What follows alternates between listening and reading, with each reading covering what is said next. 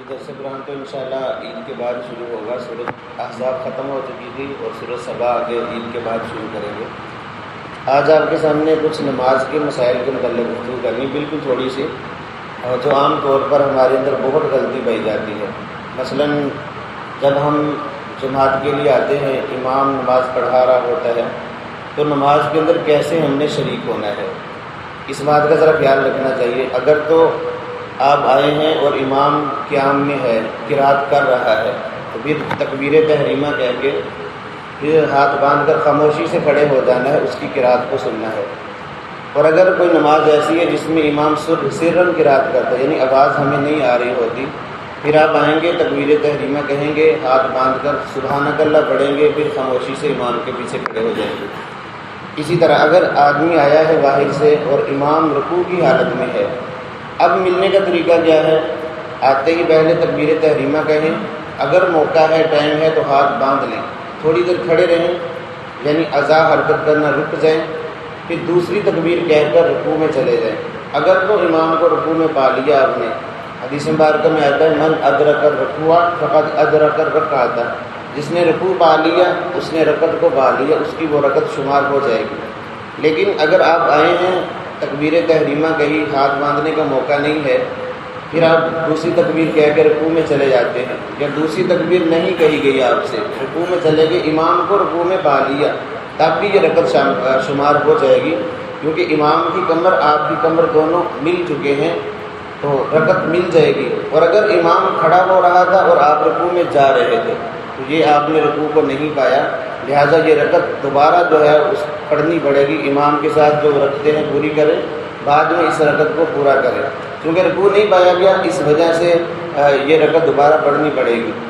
اسی طرح بعض دفعہ ہم مسجد میں آتے ہیں جماعت کے لیے، امام سجدے کی حالت میں ہوتا ہے، تو نمازی حضرات وہ انتظار کرتے رہتے ہیں کہ امام اٹھے گا دوسری رکعت کے لیے یا سجدے سے اٹھے گا، پھر ہم نماز میں شریک ہوں گے.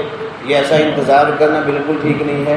حدیث مبارکہ میں آتا ہے امام کو جس حالت میں بھی پالو اسی حالت میں امام کے ساتھ شریک ہو جاؤ. انتظار نہ کریں کہ امام سجدے سے سر اٹھائے گا تو میں ملوں گا، نہیں، بلکہ آپ سجدے میں چلیں. اگرچہ یہ رکعت تو شمار نہیں ہوگی، لیکن امام کو سجدے کی حالت میں پالیں اور سجدہ امام کے ساتھ کریں، انتظار مت کریں. ممکن ہے یہی سجدہ آپ کی نجات کے لیے کافی ہو جائے. اور ویسے بھی حدیث میں آتا ہے کہ جس حالت میں امام کو پاؤ اسی حالت میں امام کے ساتھ شامل ہو جائے. اسی طرح اگر کوئی آدمی آتا ہے نماز میں شریک ہونے کے لیے، امام قاعدہ اولا یا قاعدہ اخیرہ میں ہے، تشہد پڑھ رہا ہے، اب یہ آئے اور امام کے ساتھ شریک ہو جائے.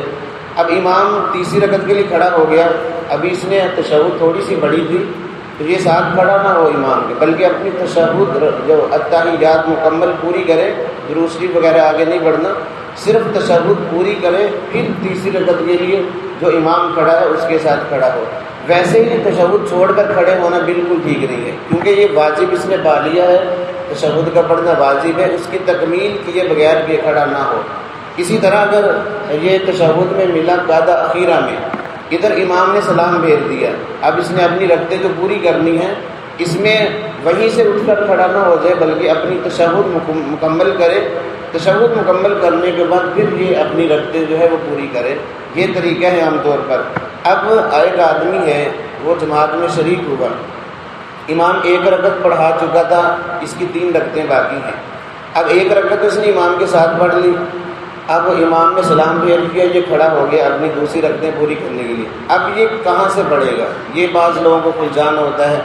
اب چونکہ یہ ترتیب کے اعتبار سے تو اس نے جو ہے آخری رکعت امام کے ساتھ پائی ہے، لیکن قرات مطلب پڑھنے کے اعتبار سے ابھی اس کی یہ پہلی رکعت ہے. اب یہ اس کی جو دوسری رکعت اس کے لیے کھڑا ہوگا نا، یعنی ایک رکعت امام کے ساتھ پڑھی ہے، اب یہ کھڑا ہو گیا، تو یہ سبحانک اللہ، تعوذ، تسمیہ، سورہ فاتحہ ساتھ میں کوئی صورت ملائے گا.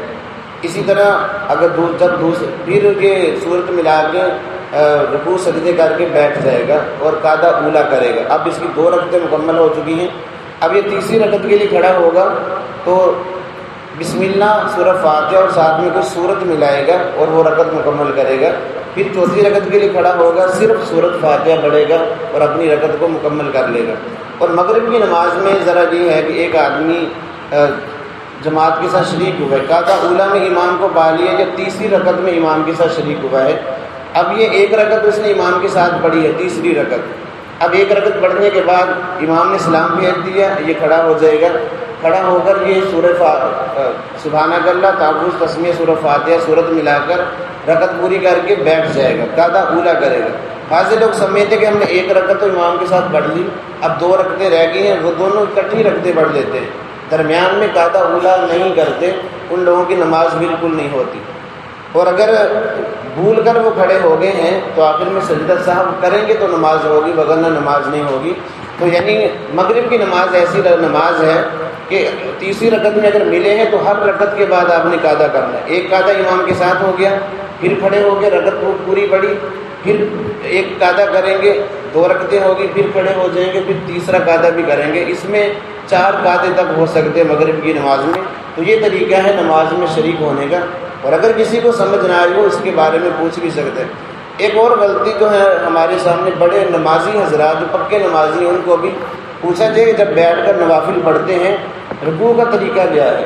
اب کسی کو کچھ پتہ نہیں ہے کہ رکوع کیسے کرنا ہے۔ یاد رکھیں اللہ کے نبی صلی اللہ علیہ وسلم نے بیٹھ کے نمازیں پڑھی ہیں، رکوع کر کے، ظاہر بات صحابہ نے بھی دیکھا ہے۔ ہم رکوع میں کیا کرتے ہیں، آپ ہر بندے کا الگ طریقہ دیکھیں گے رکوع کرنے میں، اس میں صحیح طریقہ رکوع کرنے کا کیا ہے؟ اب دیکھیں جب ہم نے بیٹھ کے نماز پڑھنی ہے، ایک تو ہاتھ ہمارے ادھر ہی رہے، ہاتھوں کو چھوڑنا نہیں ہے، اپنے رانوں پر ہاتھ رکھیں گے، اور رکوع کے لیے زیادہ نہیں جھکنا کہ پیچھے سے آدمی کی سنی کھڑی ہو، ایسے نہیں، بس اتنا جھکے کہ سر اور یہ سر گھٹنوں کے برابر آ جائے، آگے نہ نکلے۔ بعض لوگ بہت جھک جاتے ہیں، قریب ہو جاتے ہیں، یا بہت سر آگے نکال لیتے ہیں، یہ طریقہ بالکل ٹھیک نہیں ہے۔ بس اتنا جھکے کہ سر ہمارے گھٹنوں کے برابر آ جائے، اس سے زیادہ رکوع میں نہیں جھکنا چاہیے۔ بعضوں نے اس کو مکروہ بھی لکھا ہے۔ اور جب رکوع سے کھڑے ہونے ہاتھوں کو نہیں چھوڑنا، ہاتھ اسی حالت پر اپنی جگہ پر قائم رہیں گے، اور پھر سجدے کی حالت میں چلے جانا ہے۔ اور اسی طرح جب سجدے میں ہم چلے جاتے ہیں، بعض لوگ اپنے دونوں پاؤں اٹھا لیتے ہیں۔ اگر سجدے کی حالت میں دونوں پاؤں کو اٹھا لیا اتنی دیر جتنے سبحان اللہ، سبحان ربی الاعلیٰ 3 مرتبہ پڑھا جاتا ہے، تو ایسے بندے کی نماز ٹوٹ جائے گی۔ ہاں ایک پاؤں اگر اٹھا رہا، ایک زمین کے ساتھ ٹچ رہا تو بھی گنجائش ہے، دونوں پاؤں اگر اٹھ جائے تو نماز ٹوٹ جائے گی۔